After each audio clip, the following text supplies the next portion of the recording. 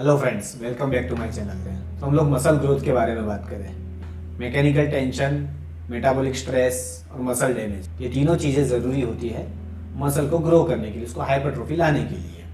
Metabolic stress और mechanical tension के बारे में हमने पिछले वीडियोज़ में बात करी। आज हम लोग बात करेंगे मसल डैमेज के बारे में। कई लोग मानते हैं कि मसल डैमेज बहुत ज़्यादा ज़रूरी होता है मसल को ग्रो करने के लिए। ये कुछ हद तक सही है। मसल डैमेज का रोल होता है मसल को डेवलप करने में, लेकिन वो थोड़ा कम होता है as compare to mechanical tension. Muscle damage क्या होता है और उसको कैसे लाएंगे? कभी कभी या मोस्ट ऑफ द टाइम हम जब एक्सरसाइज करते हैं तो मैक्सिमम लोग बिलीव करते हैं कि जो सोरनेस पैदा होती है एक्सरसाइज के बाद, वो टिपिकली 2 दिन के बाद ज़्यादा होती है।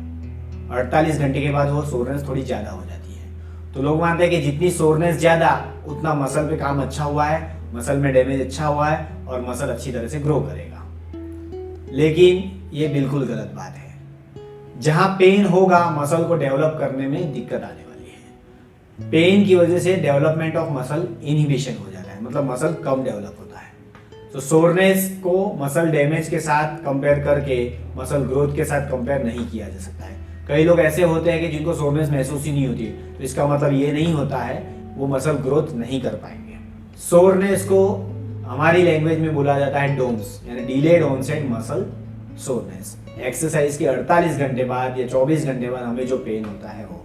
अब ये मसल डैमेज होता कैसे, या मसल में हम लाएंगे कैसे, किस तरीके का वर्कआउट करेंगे तो मसल डैमेज होगा? स्ट्रेच पोजीशन में जो भी वर्कआउट होगा विथ लोड्स विथ वेट, उसमें मसल डैमेज होने के चांसेस बढ़ जाते हैं। मसल डैमेज जरूरी है, लेकिन वो लीस्ट है मसल ग्रोथ के लिए। जैसे लंजीज हो गया, बल्गेरियन स्क्वाट हो गया, ये सारी एक्सरसाइज में मसल्स थोड़ी बड़ी रेंज में हमको मूवमेंट लानी पड़ती है मसल्स को डैमेज करने के लिए। बॉडी नीचे जाती है, ग्लूट स्ट्रेच होता है, मसल में डैमेज फील होता है। उसके बाद आपने महसूस किया होगा कि थोड़े दिनों बाद सोरनेस थोड़ी लंजीज के बाद काफ़ी हद तक ज़्यादा होती है। वो इसलिए होती है क्योंकि लंजीज में थोड़ा मसल डैमेज हम ज़्यादा ला पाते हैं। दूसरा एक तरीका है मसल डैमेज लाने का। एक्सरसाइज में जितनी वेराइटी होगी, कभी डंबेल यूज कर लिया, कभी केटल बेल यूज कर लिया, कभी चेन्स यूज कर लिए, कभी सुमो स्क्वाट कर लिया, ऐसी वेराइटी वाली एक्सरसाइजेज हम करेंगे तो मसल्स में डैमेज थोड़ा हम लोग ज्यादा ला पाएंगे। तो वेराइटी वाली एक्सरसाइज और लोडेड स्ट्रेच पोजीशन वाली एक्सरसाइज में मसल डैमेज ज्यादा होगा। उसके बाद आ रहा है इसेंट्रिक लोडिंग। हम कोई भी एक्सरसाइज जब करते हैं, जब उसको टूवर्ड्स द ग्रेविटी मूवमेंट होती है और उसमें थोड़ा लोड ऐड कर देते हैं, जिससे वही मसल पे हमको फील होता है, जिस मसल पे हमको डैमेज लाना है या जिस मसल हमें ग्रोथ लाना है, उसको बोलते हैं इसेंट्रिक लोडिंग। तो इसेंट्रिक एक्सरसाइज में भी मसल डैमेज अच्छा होता है। तो याद रखना है, पेन इनहिबिशन की वजह से मसल ग्रोथ में दिक्कत आने वाली है। तो समझो हमने मंडे को वर्कआउट किया, बहुत ज्यादा हैवी लोड के साथ वर्कआउट कर लिया और वेडनेसडे को बहुत सारी सोरनेस हो गई, बहुत सारा पेन हो गया, तो वो जो वॉल्यूम लाना चाहिए दूसरे वर्कआउट के लिए वो हम लोग ला ही नहीं पाएंगे, उतना वेट हम उठा ही नहीं पाएंगे, तो मसल अच्छी तरह से ग्रो नहीं कर पाएगा। उसके बाद जो फ्रीक्वेंसी से हमें वेट लिफ्टिंग करना है, यानी हफ्ते में 3 या 4 दिन करेंगे तो अच्छा रिजल्ट मिलता है ग्रोथ में, तो वो फ्रीक्वेंसी भी हमारी कम हो जाएगी, उसकी वजह से भी मसल ग्रोथ नहीं हो पाएगा। ज़्यादा मसल सोरनेस ग्रोथ में मदद करती है, वो बात गलत है। तो मसल ग्रोथ के सिलसिले में सोरनेस बीच में आनी नहीं चाहिए।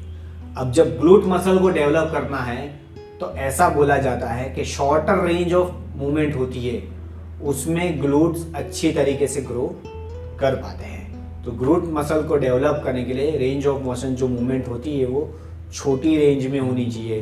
बहुत ज़्यादा बड़ी रेंज में ग्लूट का कंट्रैक्शन थोड़ा इनहिबिट हो जाता है, जिससे ग्लूट को डेवलप करने के लिए shorter range of motion include करना बहुत ज़्यादा ज़रूरी है।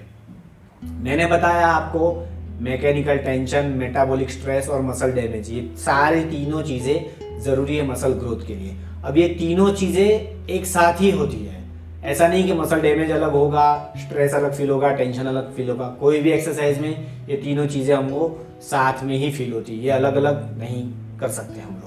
मेटाबॉलिक स्ट्रेस माने क्या? मेटाबॉलिक स्ट्रेस लाने के लिए हमको रिपीटेशंस पे फोकस करना होता है, फिर सेट्स पे फोकस करना होता है। इस तरीके से हम लोग वर्कआउट करेंगे तो मेटाबॉलिक स्ट्रेस हम ला पाएंगे। मसल डैमेज में हम लोग को eccentric exercise, variety of exercise और लंबी रेंज में यानी लेंथन यानी स्ट्रेच पोजीशन में लोड्स के साथ एक्सरसाइज करेंगे तो मसल डैमेज हम ला पाएंगे।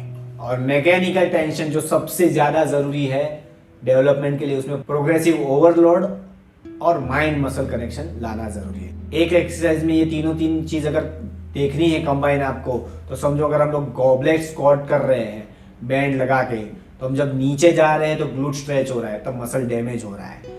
जब हम पैर को साइड में पुश करते हैं और ऊपर आ रहे हैं धीरे धीरे धीरे धीरे और नीचे जा रहे हैं धीरे धीरे, तब हम लोग मसल्स में टेंशन क्रिएट कर रहे हैं। और जब हम रिपीटेशन उसमें ज़्यादा ऐड करते थे तो उसमें स्ट्रेस हमने क्रिएट किया। इसीलिए ये तीनों चीज़ हम लोग साथ में कंबाइन करेंगे, तब हमारा मसल अच्छी तरह से ग्रो होगा। याद रखना है, सबसे ज़्यादा ज़रूरी है mechanical tension. Mind muscle connection का मतलब होता है जब हम पूरा फोकस मसल्स के ऊपर लाते हैं और एक्सरसाइज करते हैं। अगर आपको मेरा कंटेंट पसंद आ रहा है तो मेरे वीडियो को लाइक करें, सब्सक्राइब करें और अपने फ्रेंड्स के साथ शेयर ज़रूर करिए। See in the next video. Thank you guys.